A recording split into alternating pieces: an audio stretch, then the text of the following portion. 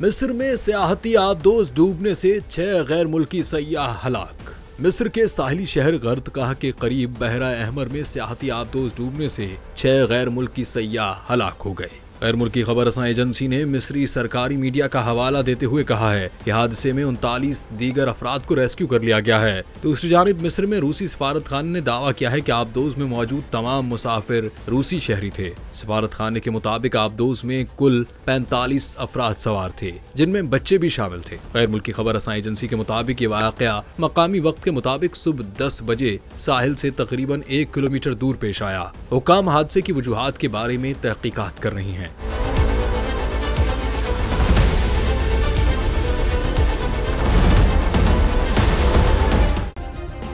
Subscribe करें और bell दबाएं ताकि कोई खबर रह न जाए।